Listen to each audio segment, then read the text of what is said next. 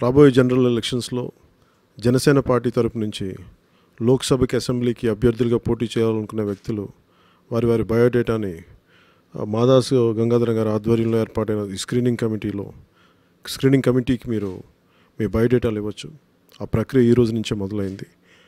కదా ఒక రిక్వెస్ట్ ఏంటంటే, గత అనుభవం దృష్ట్యా నాకు 2009 ఎన్నికల అనుభవం దృష్ట్యా దీంట్లో ఎక్కడ డబ్బుకి ముడిపడలేదు. ఇదేది కేవలం మీ కమిట్మెంట్, మీ హార్డ్ వర్క్ చూసి దీన్ని నిర్ణయించేదే తప్ప దీంట్లో ఏ విధమైన అవకతవకలు కానీ రాకుండా దయచేసి అభ్యర్థులు కూడా మీరు పక్క మార్గాలకు వెళ్లకుండా డైరెక్ట్ ఈ కమిటీకి ఇవ్వాలి.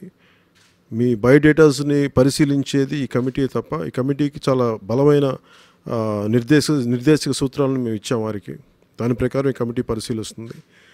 అలాగే ముఖ్యంగా అభ్యర్థులు నేను కోరుకునేది ఏంటంటే, జనసేన పార్టీ తరపు నుంచి అభ్యర్థులు మీ బయోడేటాలు ఇవ్వడానికి ఈ 5 మంది బృందమే తప్ప ఇంకెవరూ లేరు. దయచేసి వారి ద్వారా చేరుకోవాల్సిందిగా మేము నా విన్నపం. Thank you sir. I wish you all the best. Thank you.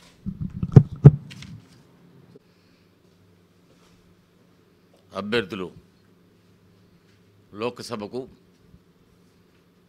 శాసనసభకు అభ్యర్థులు కొన్ని మార్గదర్శకాలు అధ్యక్షుడు గారు చెప్పారు. ఆ మార్గదర్శకాలకు అనుగుణంగా వారైతే ఏమైతే మా మీద ఉంచిన బాధ్యతను మేమందరం కలిసి, నేను,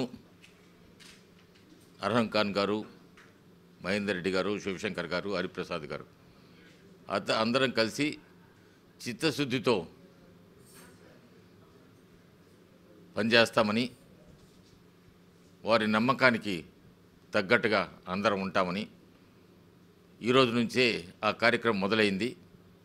ఆ కార్యక్రమంలో మొట్టమొదటిగా మా అధ్యక్షుడు పవన్ కళ్యాణ్ గారు దరఖాస్తును కూడా తీసుకోవడం కూడా జరిగింది. దీంట్లో భేషజాలు ఏమీ లేవు. కేవలం జనసేనకు ఎవరైతే కష్టపడి పనిచేస్తా ఉన్నారో వాళ్ళను గుర్తించేదానికే ఈ సమయం కేటాయించబడింది. ఎక్కడా కూడా ఎవ్వరు కూడా ఈ కమిటీ సభ్యులు తప్పితే మిగతా వారికి ఎవరికి కూడా దరఖాస్తులు తీసుకునే అర్హత లేదు. ఇది స్వయంగా అధ్యక్షులు వారు చెప్పారు. ఆ నియమాలను తప్పకుండా మేమందరం కూడా కలిసి పనిచేస్తామని, సమన్వయంగా పనిచేసి అతి త్వరలో దరఖాస్తులను అధ్యక్షుడికి మేము చేయబోయే వివరంతో పాటు ఇస్తామని కోరుతున్నాం. అదేవిధంగా రేపటి నుంచి మేము అమరావతి పార్టీ ఆఫీసులో మాకు కేటాయించిన స్థలంలో ఉంటాం. తప్పకుండా ఎవరైతే జనసేన అభ్యర్థిని ఆశిస్తూ ఉన్నారో వాళ్ళని వచ్చి అభ్యర్థికి దరఖాస్తు ఇవ్వమని కోరుతున్నాం.